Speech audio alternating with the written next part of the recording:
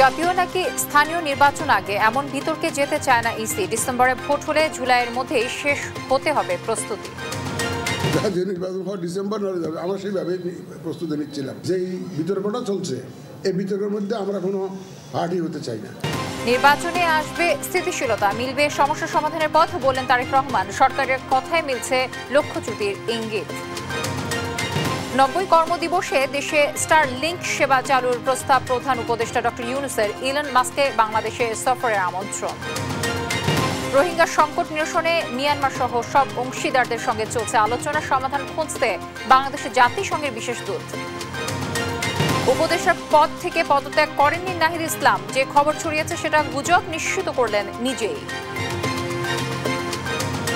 নিরাপত্তাজনিত কারণে 5 মাস পর হিজবুল্লাহর সাবেক প্রধান হাসান নাসরুল্লাহর জানাজা, লাখো মানুষের ঢল। দর্শক, আমন্ত্রণ সংবাদ রাতে। শুনছিলেন সংবাদ শিরোনামগুলো, আপনাদের সঙ্গে রয়েছে আমি তানজিয়া জুথি। আগে জাতীয় সংসদ নাকি স্থানীয় সরকার নির্বাচন, এমন রাজনৈতিক বিতর্কে যেতে চায় না নির্বাচন কমিশন, বললেন সিইসি এএমএম নাসরুদ্দিন। উৎসব মুখর পরিবেশে অবাধ ও সুষ্ঠু ভোট আয়োজনে সবার সহায়তাও চান তিনি। আর নির্বাচন কমিশনার আনোয়ারুল ইসলাম সরকার বলেন, ডিসেম্বরে জাতীয় নির্বাচন করতে হলে অক্টোবরে তফসিল ঘোষণা এবং জুলাইয়ের মধ্যে সব প্রস্তুতি সম্পন্ন করতে হবে। কক্সবাজার প্রতিনিধি আব্দুর রহমানের সহায়তায় শিলু রায়ের রিপোর্ট। রোববার সকালে কক্সবাজার জেলা প্রশাসনের আয়োজনে ছবিসহ ভোটার তালিকা হালনাগাদ উদ্বোধন ও মতবিনিময় সভায় অংশ নেন সিএসি এএমএম নাসিরুদ্দিন। এই সময় উৎসবমুখর পরিবেশে সুষ্ঠুভাবে ভোট আয়োজনে স্থানীয় প্রশাসন, আইন শৃঙ্খলা বাহিনী সহ সংশ্লিষ্ট সবাইকে নিজ নিজ দায়িত্ব পালনের আহ্বান জানান তিনি। জানান, জাতীয় সংসদ নাকি স্থানীয় সরকার নির্বাচন আগে, এমন রাজনৈতিক বিতর্কে যেতে চায় না নির্বাচন কমিশন। প্রধান উপদেষ্টা মহোদয়ের একটা ঘোষণা পেয়েছি, এখন উনি একটা ঘোষণা দিয়েছেন, আমরা কি এটা ক্যান ইউ ইগনোর ইট? উনি তো বলেন না যে জাতীয় নির্বাচন স্থানীয় নির্বাচন হবে, তো তোমরা অভিভাবক না তো বলেন নাই। জাতীয় নির্বাচন হওয়া ডিসেম্বর নয় যাবে, আমরা সেইভাবে প্রস্তুতি নিচ্ছিলাম। আমাদের প্রস্তুতি ওই নিয়েই। আর যেই বিতর্কটা চলছে এই বিতর্কের মধ্যে আমরা কোনো পার্টি হতে চাই না। এদিকে রাজধানী আগারগাঁয়ে নির্বাচন ভবনে সাংবাদিকদের সঙ্গে কথা বলেন নির্বাচন কমিশনার আনোয়ারুল ইসলাম সরকার। তিনি বলেন, জাতীয় সংসদ নির্বাচন ডিসেম্বরে করতে হলে অক্টোবরেই তফসিল ঘোষণা করতে হবে। এই জন্য জুলাইয়ের মধ্যে সব কাজ শেষ করতে চায় ইসি। রাজনৈতিক দল তাদের মতো করে কথা বলছে, আমরাও শুনছি। নির্বাচন কমিশন বাস্তবতার প্রেক্ষিতে নিরপেক্ষভাবে এবং তার প্রস্তুতি নেওয়া সাপেক্ষে আমরা ডিসেম্বরে নির্বাচন করার জন্য যে যৌক্তিক সময়টা আগে রাখতে হবে, সেই সময়েই আমরা এই শিডিউলটা ডিক্লেয়ার করব ইনশাল্লাহ। এছাড়া সংসদীয় আসন বিন্যাস পুনর্বিবেচনা করার প্রয়োজন আছে বলেও মনে করেন আনোয়ারুল ইসলাম সরকার। নির্বাচনের যে আসন, সেই আসনটি। শিউলি রায়, দেশ টিভি, ঢাকা। নির্বাচনের মধ্য দিয়ে তাৎক্ষণিক সব সমস্যার সমাধান না হলেও দেশ স্থিতিশীল অবস্থায় আসবে, সংকট সমাধানে কাজ শুরু করা যাবে, এমনটাই জানালেন বিএনপির ভারপ্রাপ্ত চেয়ারম্যান তারেক রহমান। সরকারের অনেকের কথাবার্তায় মূল লক্ষ্য থেকে সরে যাওয়ার ইঙ্গিত মিলছে উল্লেখ করে তিনি বলেন, রাষ্ট্র পুনর্গঠন কোনো একক সরকারের পক্ষে সম্ভব নয়। সাইফুল রিপনের প্রতিবেদন। রোববার দুপুরে সিরাজগঞ্জ শহরের মুক্তির সোপানে জুলাই আগস্ট আন্দোলনে শহীদ পরিবারের সঙ্গে সাক্ষাৎ করে আমরা বিএনপি পরিবার। তারেক রহমানের পক্ষ থেকে আন্দোলনে ক্ষতিগ্রস্তদের হাতে আর্থিক সহায়তা তুলে দেন বিএনপির স্থায়ী কমিটির সদস্য ইকবাল হাসান মাহমুদ টুকু। এ সময় জামায়াত আমিরের বক্তব্যের সমালোচনা করে তিনি বলেন, জিয়াউর রহমানের পরিবারের রাজনীতি দেশের মূলধারার রাজনীতি। সমালোচনা করেন আওয়ামী লীগেরও। তোমরা যে সাপ পুষতেছে সাপকে চেনো না, এরা কেউটা সাপের চেয়েও খারাপ। সুযোগ পেলে আবার সমল দেওয়ার জন্য দাঁড়াবে, সুতরাং সমলে বিনষ্ট করার জন্য প্রস্তুত হও। জিয়াউর রহমান সাহেব ক্ষমতা গ্রহণ করে রাজনীতিকে সর্বজনীন করার জন্য আপনাদেরকে লাইসেন্স দিয়েছিল, আর আজকে বলতেছেন জিয়াউর রহমানের পরিবারতন্ত্র চলবে না। জনগণ চাইলে তোমরা কি করবা? জনগণ চায় জিয়া রহমানের পরিবার আমাদেরকে নেতৃত্ব দেবে। এদিকে আইনজীবী ফোরাম আয়োজিত রাষ্ট্র কাঠামো মেরামতে ৩১ দফা ও জনসম্পৃক্তি শীর্ষক কর্মশালায় প্রধান অতিথির বক্তব্য রাখেন বিএনপির ভারপ্রাপ্ত চেয়ারম্যান তারেক রহমান। বলেন, দেশের রাজনীতি অস্থির হলে তার প্রভাব পড়বে অর্থনীতি সহ সব ক্ষেত্রে। সংস্কার নিয়ে তর্ক না বাড়িয়ে স্থিতিশীল পরিবেশ তৈরি সরকারের মূল লক্ষ্য হওয়া উচিত বলেও মন্তব্য করেন তারেক রহমান। সরকারের বিভিন্ন ব্যক্তির বিভিন্ন কথাবার্তা থেকে আমাদের কাছে মনে হচ্ছে তারা, এবং বিভিন্ন ব্যক্তির আলোচনা থেকেও ফুটে উঠছে যে তারা সম্ভবত তাদের লক্ষ্য থেকে কিছুটা হলেও বিচ্যুত হচ্ছেন ক্ষেত্র বিশেষে। রাষ্ট্র পুনর্গঠন কোনো একক সরকারের পক্ষে সম্ভব নয় জানিয়ে তিনি বলেন, এ কাজে সবার সহযোগিতা প্রয়োজন। নির্বাচন হলে যেহেতু একটি স্থিতি অবস্থা আসবে এবং ধীরে ধীরে রিফর্ম কাজগুলো শুরু হবে, সমস্যাগুলোর প্রকটতা, তীব্রতা ধীরে ধীরে কমা শুরু করবে এবং নির্বাচন হলে সমস্যাগুলোর সমাধান কিভাবে করা যায় এটি দায়িত্বপ্রাপ্ত হবেন বিভিন্ন মানুষ। যখন দায়িত্বপ্রাপ্ত হবেন স্বাভাবিকভাবেই তারা বসবেন, তারা আলোচনা করবেন, তারা কাজ করবেন। একদিনে কোনো কিছুই হবে না, বাট হওয়া পসিবিলিটি শুরু হবে, হওয়ার সম্ভাবনা শুরু হবে। সংসদবিহীন কোনো সরকারের পক্ষে সংস্কার বাস্তবায়ন সম্ভব নয় বলেও মন্তব্য করেন বিএনপির ভারপ্রাপ্ত চেয়ারম্যান। আমরা যত সংস্কারই ঘোষণা করি না কেন, সাইফুল রিপন, দেশ টিভি, ঢাকা। মার্কিন শীর্ষস্থানীয় ব্যবসায়ী ও স্পেস এক্সের প্রধান নির্বাহী কর্মকর্তা ইলন মাস্ককে বাংলাদেশ সফর ও 90 কর্মদিবসে বাংলাদেশে স্টারলিংক স্যাটেলাইট সেবা চালুর প্রস্তাব দিলেন প্রধান উপদেষ্টা ডক্টর মোহাম্মদ ইউনুস।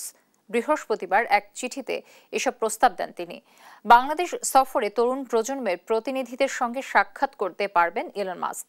স্টারলিংকের সংযোগ বৈপ্লবিক পরিবর্তন আনবে উল্লেখ করে প্রধান উপদেষ্টা বলেন, বাংলাদেশের উদ্যমী তরুণ সমাজ গ্রামীণ ও প্রান্তিক নারীদের পাশাপাশি দূরবর্তী এবং সুবিধাবঞ্চিত জনগোষ্ঠী এ সুবিধা পাবেন।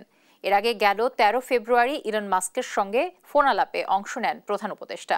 আলোচনায় ভবিষ্যৎ সহযোগিতার পাশাপাশি বাংলাদেশে স্টারলিংক স্যাটেলাইট ইন্টারনেট পরিষেবা চালুর অগ্রগতি নিয়ে আলোচনা করেন।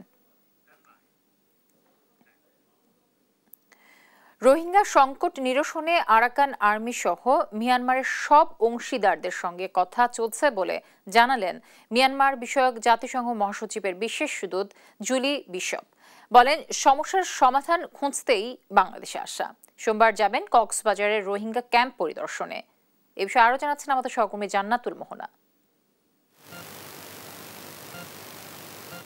2 দিনের সফরের প্রথম দিনে রোববার দুপুরে পররাষ্ট্র মন্ত্রণালয়ে আসেন মিয়ানমার বিষয়ক জাতিসংঘ মহাসচিবের বিশেষ দূত জুলি বিশপ। ঘণ্টাব্যাপী বৈঠকের পর সাংবাদিকদের সঙ্গে কথা বলেন জাতিসংঘ মহাসচিবের বিশেষ দূত। জানান, রোহিঙ্গা সংকটের সমাধান খুঁজতেই বাংলাদেশে আসা। My role is to work with all of the stakeholders involved in Myanmar. Myanmar ইস্যুতে সকল অংশীদারদের সাথে কাজ করা আমার দায়িত্ব, সেটা ওই দেশের অভ্যন্তরে হোক বা প্রতিবেশী দেশে, যাতে মিয়ানমারের নেতৃত্বে অন্তর্ভুক্তিমূলক টেকসই সমাধান বের করা যায়।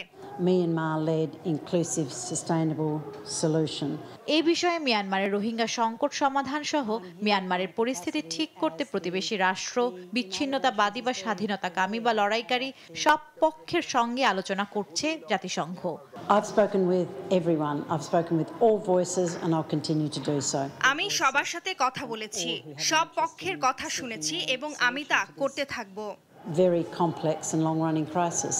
সোমবার কক্সবাজারের রোহিঙ্গা ক্যাম্প পরিদর্শন করবেন জুলি। অন্যদিকে সপ্তাহের শেষের দিকে 3 দিনে সফরে ঢাকায় আসছেন জাতিসংঘের শরণার্থী বিষয়ক হাই কমিশনার ফিলিপ্পো গ্র্যান্ডি। জান্নাতুল মোহনা, দেশ টিভি, ঢাকা। অন্তর্বর্তী সরকারের উপদেষ্টার পদ থেকে পদত্যাগ করেননি বলে জানিয়েছেন উপদেষ্টা নাহিদ ইসলাম। রোববার সন্ধ্যায় খবর ছড়িয়ে পড়ে নতুন দলে যোগ দেওয়ার জন্য উপদেষ্টার পদ থেকে পদত্যাগ করেছেন তিনি। পরে এ বিষয়ে জানতে চাইলে তিনি বলেন, এখনো পদত্যাগ করেননি তিনি। যে খবর ছড়িয়েছে সেটা গুজব। রোববার সন্ধ্যায় প্রধান উপদেষ্টার বাসভবন যমুনায় গিয়ে সাক্ষাৎ করেন নাহিদ ইসলাম। তার এ সাক্ষাতের পর পদত্যাগের গুঞ্জন ওঠে। তবে প্রধান উপদেষ্টার কার্যালয় থেকে পদত্যাগের বিষয়টি নিশ্চিত করা হয়নি। নতুন রাজনৈতিক দল গঠনের যে প্রক্রিয়া চলছে তাতে নেতৃত্ব দেবেন নাহিদ ইসলাম, এমন আলোচনার কারণে উপদেষ্টার পদ থেকে তিনি পদত্যাগ করবেন বলে গুঞ্জন উঠেছে। পুলিশকে কোনো দলের এজেন্ডা এবং অন্যায় আবদার মেটানো থেকে বিরত থাকার নির্দেশনা দিয়েছেন স্বরাষ্ট্র উপদেষ্টা জাহাঙ্গীর আলম চৌধুরী। বলেন, পুলিশ সদস্যদের জুলাইয়ের চেতনা ধারণ করে পেশাদারিত্বের সঙ্গে দায়িত্ব পালন করতে হবে। থানায় এসে কেউ যাতে হয়রানির শিকার না হয় সেদিকে খেয়াল রাখতে হবে। সকালে রাজশাহীর সারদায় পুলিশ একাডেমিতে 40তম বিসিএস পুলিশ ক্যাডারের শিক্ষানবিশ সহকারী পুলিশ সুপারদের প্রশিক্ষণ সমাপনী কুচকাওয়াজে এই নির্দেশনা দেন তিনি। কুচকাওয়াজে 57 জন শিক্ষানবিশ সহকারী পুলিশ সুপার অংশ নেন।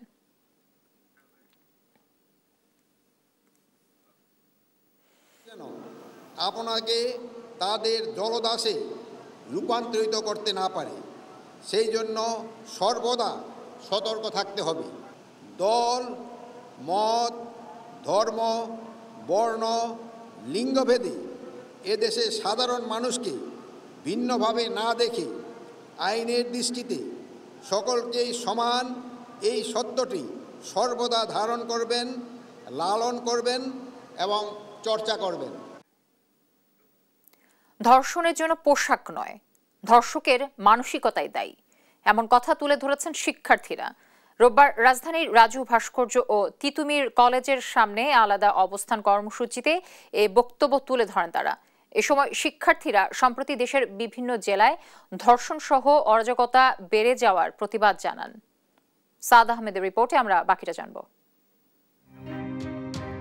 গত 6 ফেব্রুয়ারি মুন্সিগঞ্জের সিরাজদিখানে অস্ত্রের মুখে রাস্তা থেকে তুলে নিয়ে এক পোশাক কর্মীকে দলবদ্ধ ধর্ষণের ঘটনা ঘটে।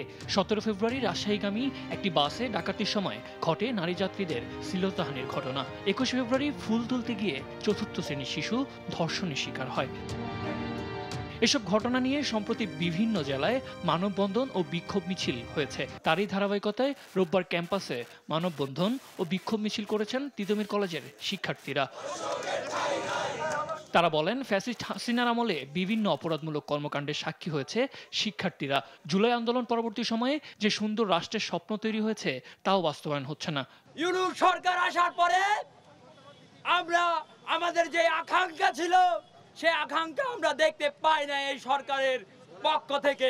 আমরা দেখতে পাচ্ছি ইতিমধ্যেই সারা বাংলাদেশের কোনায় কোনায় আমার বোনেরা যে ইনসিকিউর ফিল করছে তাকে আবার কিছু সাধুবাদ জানাচ্ছে কিছু দলীয় নেতারা। এছাড়াও রাজধানীর শাহবাগে রাজু ভাস্কর্যের সামনে ধর্ষণের প্রতিবাদে অবস্থান কর্মসূচি পালন করেন শিক্ষার্থীরা। বলেন, ধর্ষণের জন্য পোশাক নয়, ধর্ষকের মানসিকতা দায়ী। অনেকে ধর্ষণের জন্য নারী স্বাধীনভাবে চলাফেরা, নারীর পোশাক কেউ দায়ী করে থাকেন, কিন্তু সেই দিক থেকে আমরা একটু কঠিনভাবে বলতে চাই যে একটা বোরকা পরা নারীও ধর্ষণের শিকার হচ্ছে, একজন অন্তঃসত্ত্বা নারীও ধর্ষণের শিকার হচ্ছে, গৃহবধূ ধর্ষণের শিকার হচ্ছে। তো পোশাকের জন্য আসলে নারী ধর্ষণ হবে এটা একটা মানে খুবই প্রহসনমূলক কথা। ধর্ষণের জন্য একমাত্র দায়ী হচ্ছে একজন ধর্ষকের নোংরা মানসিকতা। ধর্ষণ সহ বিভিন্ন অরাজকতার বিরুদ্ধে দ্রুত ব্যবস্থা না নেওয়া হলে কঠোর কর্মসূচির কথা জানান শিক্ষার্থীরা। সাদ আহমেদ, দেশ টিভি, ঢাকা। দেখছেন সংবাদরাত। সাভারের হেমায়েতপুরে সিলিন্ডার গ্যাস বিস্ফোরণে শিশুসহ 7 জন দগ্ধ হয়েছেন। তাদের সাভারের এনাম মেডিকেল কলেজ হাসপাতালে ভর্তি করা হয়েছে।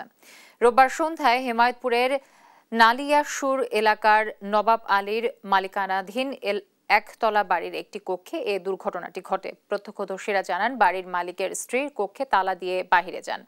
এ সময় পাশের ভাড়াটিয়ারা কক্ষের ভেতর থেকে গ্যাস লিকেজ টের পেয়ে দরজা ভেঙে ভিতরে প্রবেশ করার চেষ্টা করেন। এক পর্যায়ে হাতুড়ির আঘাতে দরজার লোহায় তৈরি হওয়া স্ফুলিঙ্গ থেকে মুহূর্তে আগুন ধরে যায়। এতে এক শিশু ও 3 নারী সহ 7 জন দগ্ধ হন। 7 জন ছোট বাচ্চা সহ 7 জন, 2টা না 3টা মহিলা পড়ছে, আমার বোনের ছেলে আর 2টা ছেলে ছিল। দরজার ভিতরে তালা মারা ছিল, গ্যাসটা লিক আসলো, গ্যাসের শব্দ হইতেছে, গ্যাস মনে গন্ধ ছুটে আছে, পরে তালাটা ভাঙছে, ভাঙার পরে আরেকজন যায় মনে করেন এই যে সুইচ করছে, পরে বাস্ট হয়ে গেছে।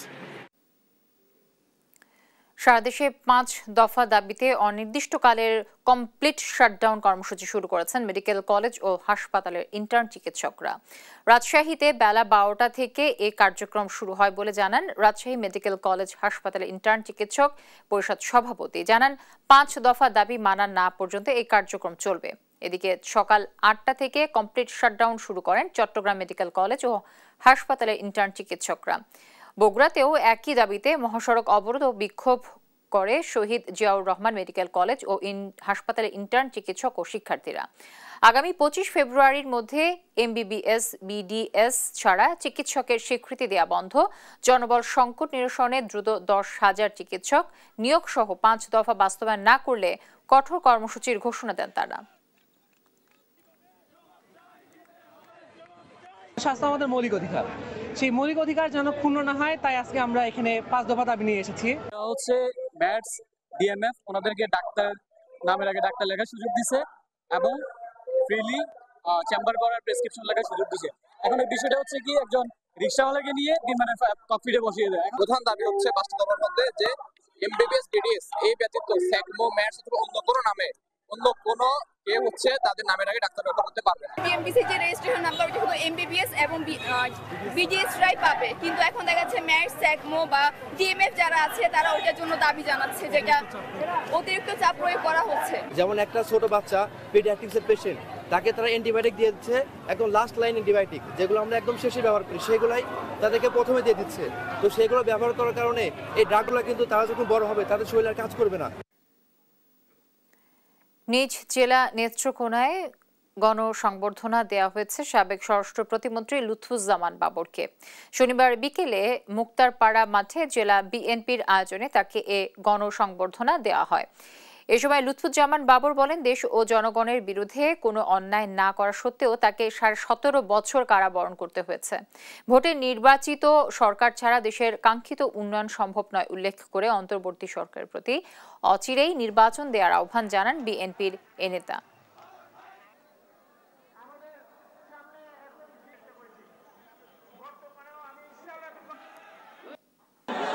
গত 17.5 বছর আমি কারাগারে অংশ নিয়েছিলাম মিথ্যা মামলায়। 2টা মিথ্যা মামলায় আমাকে 3টা মৃত্যুদণ্ড, 3টা যাবজ্জীবন দণ্ড, 20 বছর দণ্ড, 10 বছর দণ্ড, এত সব দণ্ড দিয়ে আমরা রেখেছি। বিশ্ব সাহিত্য কেন্দ্র ও বিকাশের যৌথ উদ্যোগে শুরু হলো বিকাশ বিশ্ব সাহিত্য কেন্দ্রের 1 বছরের বই পড়া কর্মসূচি। সকালে সেন্ট জোসেফ হায়ার সেকেন্ডারি স্কুলে শিক্ষার্থীদের মাঝে বই বিতরণের মাধ্যমে এই কর্মসূচি শুরু হয়। বিশ্ব সাহিত্য কেন্দ্রের প্রতিষ্ঠাতা এবং সভাপতি অধ্যাপক আব্দুল্লাহ আবু সাইদ শিক্ষার্থীদের হাতে বই তুলে দিয়ে এর উদ্বোধন করেন। এই কর্মসূচির আওতায় এবছর দেশজুড়ে 300টি শিক্ষা প্রতিষ্ঠানে প্রায় 40,000 বই বিতরণ করা হবে। ছাত্রছাত্রীরা পাঠ্যপুস্তকের বাইরেও বই পড়ার অভ্যাস তৈরির মাধ্যমে যাতে পরিপূর্ণ ও আলোকিত মানুষ হিসেবে গড়ে ওঠার সুযোগ পায় সে উদ্দেশ্যে বিশ্ব সাহিত্য কেন্দ্রে দেশজুড়ে বই পড়ার কর্মসূচি পরিচালনা করে আসছে। এই উদ্দেশ্যকে আরও প্রসারিত ও কার্যকরী করতে গত 11 বছর ধরে বই পড়া কর্মসূচির সাথে যুক্ত আছে বিকাশ। এর আওতায় দেশজুড়ে এ পর্যন্ত প্রায় 4,27,200 বই বিতরণ করা হয়েছে, যার মাধ্যমে প্রায় 3,000 শিক্ষা প্রতিষ্ঠানের 32 লাখের বেশি পাঠক উপকৃত হয়েছে।